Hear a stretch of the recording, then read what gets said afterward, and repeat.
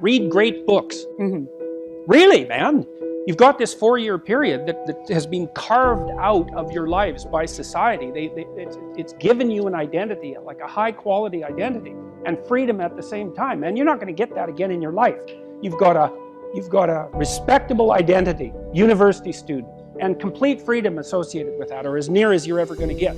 And you've got these unbelievable libraries that are full of the writings of people who are intelligent and articulate beyond comprehension. And you know, and you can go there and you can learn all this. And you might think, well, why should you learn it?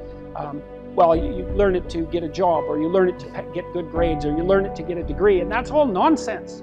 It's nonsense. The reason that you come to university to be educated is because there is nothing more powerful than someone who is articulate and who can think and speak. It's power, and I mean power of the best sort. It's authority and influence and respectability and competence. And so you come to university to craft your highest skill, and your highest skill is to be found in articulated speech. And if you're a master at formulating your arguments, you win everything. And better than that, when you win everything, everyone around you wins too. Because to transform yourself into, let's consider your transformation into something approximating the logos. It means you shine a light on the whole world.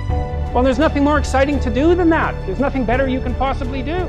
And to think that you're coming to university to be, trained to have a job, it's like, great, that's a hell of a lot better than being unemployed and covered with Cheeto dust while you're snacking away in front of your video game in the basement. You're spectacular. You're all capable of being world beaters.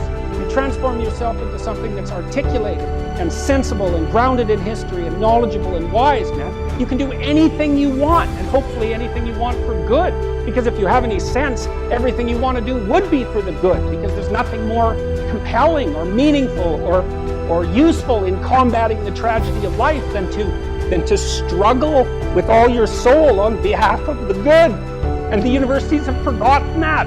It's why everyone's bailing out of the humanities, and they should. The humanities are corrupt. And they're corrupt because they're not telling students this. It's so bloody obvious. It's like, learn to think, learn to speak, learn to read. It makes you a superpower, an individual superpower.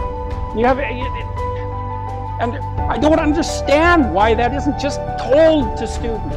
It's not that hard to understand, and everyone wants to hear it. It's like, really? I could do that? I could do that? It's like, yeah, really, you could do that. And the whole society around you has labored for really thousands of years to provide every single one of you with this spectacular opportunity that you have while you're undergraduates and graduate students here, man. Everyone's just praying that you would come here and manifest everything that you could manifest.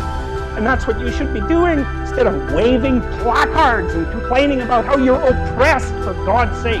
The only reason you're not rich is because you're young. That's the best.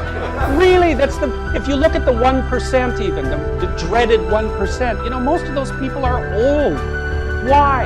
Well, when you progress through life, if you're reasonably successful, you trade in your promising youth for your wealthy old age, but you're still bloody old. Would you trade it?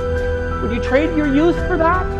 Like, if you factor age out of the economic equation, things look a lot different. Well, of course older people have more money. If they have any sense, they've been collecting it for their whole life. Is that somehow unfair? It's not unfair unless you want to be poverty-stricken when you're 70. And you don't want to be poverty-stricken when you're 70. So, I just don't understand.